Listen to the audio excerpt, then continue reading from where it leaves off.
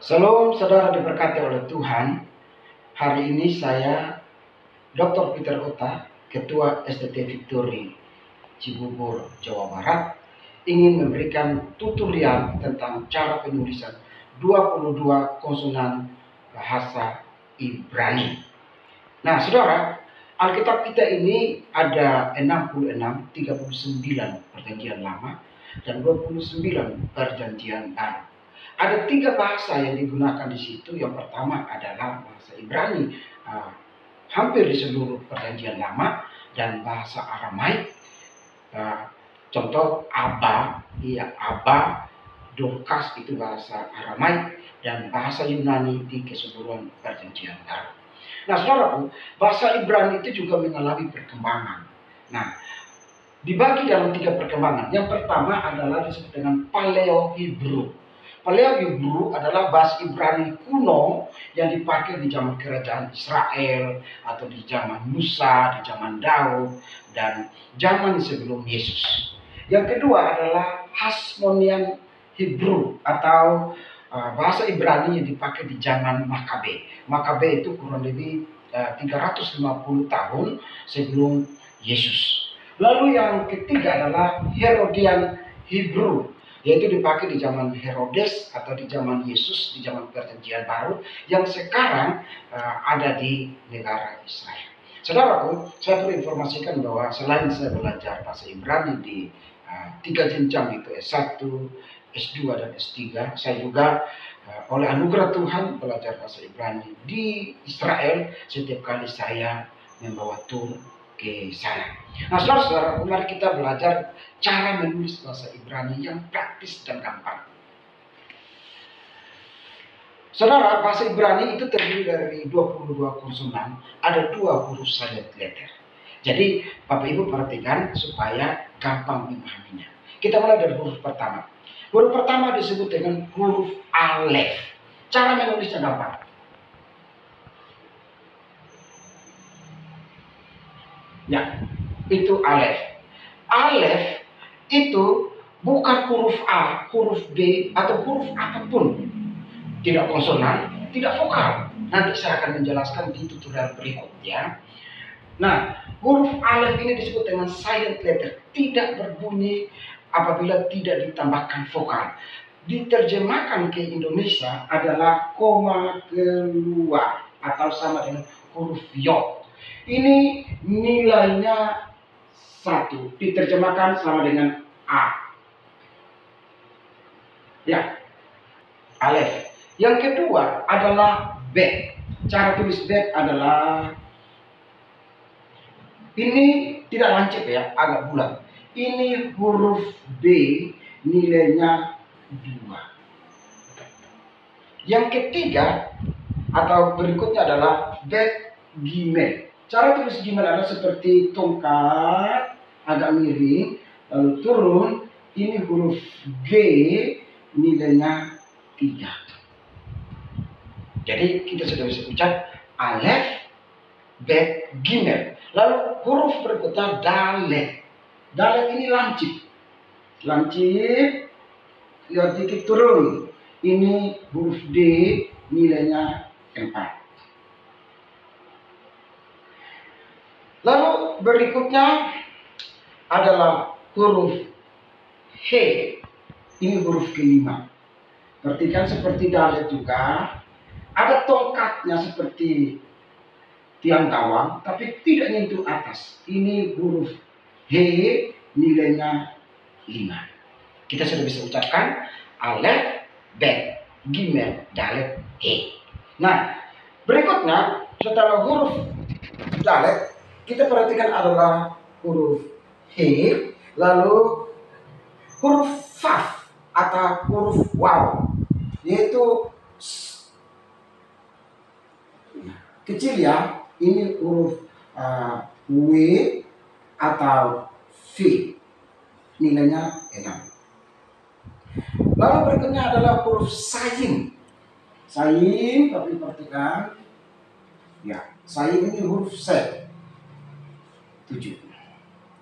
Sayin. Lalu huruf berikutnya adalah huruf K atau H. dalam bahasa Ibrani modern sekarang sering ket KH itu jadinya H. Sama dengan huruf V, tapi nyentuh. Ini huruf KH atau H, nilainya 8. Kita sudah bisa ucap lagi supaya gampang. Alef, bet, gimel, dalet, he, faf, sayin, ket. Lalu T, berikutnya huruf T. Sama dengan dua apel, laf, tapi tidak nyentuh. Ini T. Biasanya supaya memudahkan, karena T di dalam bahasa Ibrani ada 2, maka biasanya diterjemahkan dengan titik di bawah. Ini nilainya 9. Huruf ke-10 adalah huruf Yod, sama dengan ini. Tetapi kalau di dalam kolom atau di huruf itu seperti begini, dia di atas. Ini huruf Y, nilainya 10. Nah, huruf Yod inilah yang Yesus berkata, langit dan bumi boleh berlalu, tetapi satu iota. Iota ini adalah huruf terkecil dalam bahasa Ibrani. Kita coba ucapkan sudah 10, yaitu Alef, Bet, Gimel, Dalet, He, Faf, Sayin, Ket, Bet, Yod. Huruf berikutnya adalah huruf Kaf. Perhatikan huruf Kaf, agak besar ya. Ini adalah K, nilainya langsung kelipatan 20. Jadi kalau misalnya kita bilang 11, berarti Yod alif, karena 10 tambah 1. Kalau kita bilang 15, Yod he. Kita bilang 17, Yod sayin. Kalau kita bilang misalnya 19, berarti Yod T. Ya, huruf Kaf. Jadi Yod Kaf. Lalu berikutnya adalah huruf Lamed. Lamed, perhatikan hampir seperti tanda PLN. Ini adalah L, nilainya 30.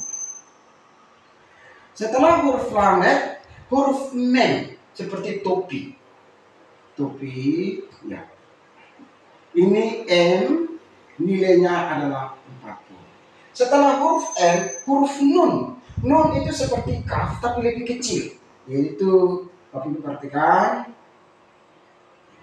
ini N, nilainya 50. Jadi, kita sudah 15 konsonan. Kita coba ucap ya. Alef, Bet, Gimel, Dalet, He, Faf, Sayin, Ket, Tet, Yod, Kaf, Lamed, Mem, Nun. Nun. Sudah ya. Berikutnya adalah huruf Samet. Samet itu seperti buah apel, tetapi nyentuh. Ya. Ini huruf S. Ini sama dengan 60. Samet. Setelah Samet adalah berikutnya huruf Ayin. Huruf Ayin ini sama dengan huruf Alef, yaitu silent letter. Kita perhatikan. Ya, lalu dikasih tongkat. Ini silent letter, jadi tidak diterjemahkan apapun seperti ini, garis, tapi tandanya adalah koma ke dalam. Kalau diterjemahkan ke Indonesia, sama dengan nilainya 70. Ayin, lalu setelah huruf Ayin, huruf P. Huruf P itu biasanya ditulisnya begini. Tapi saya biasanya menggampangkan Bapak Ibu menulis, saya tulisnya begini. Ya. Ini huruf P, ini P, nilainya 80.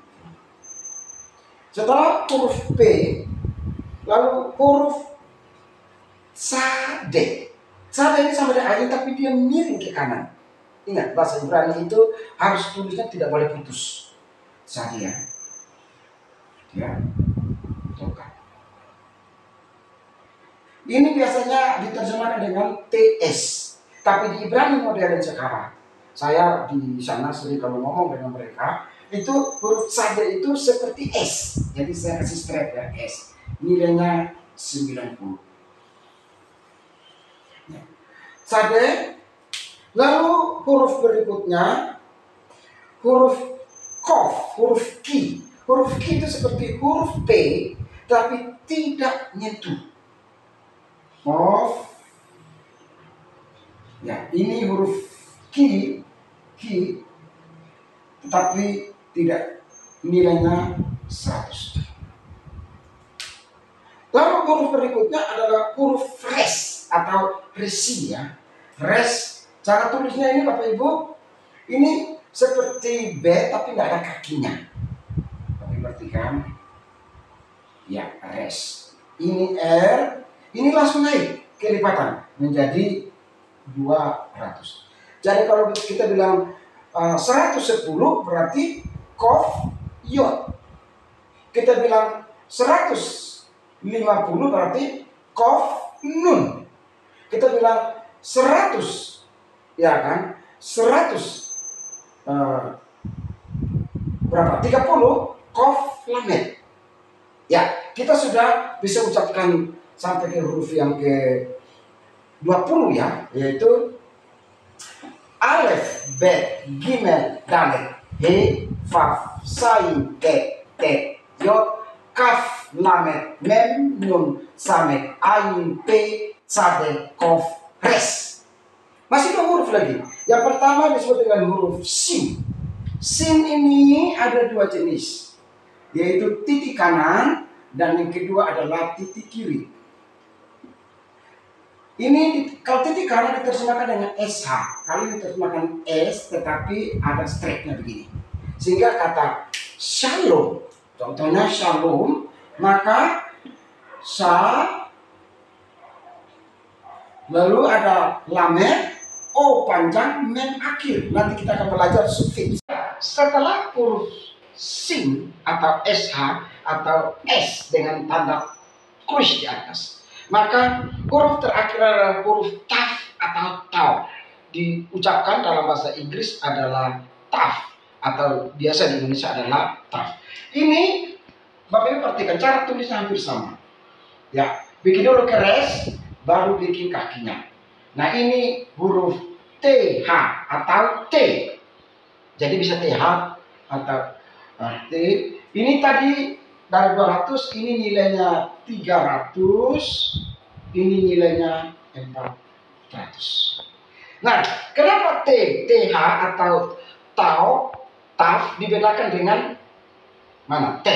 Karena T itu T biasa. Nanti di dalam bahasa Ibrani ada huruf yang bisa didobel. Misalnya marga saya OTA, OTTA. Itu tidak boleh pakai T.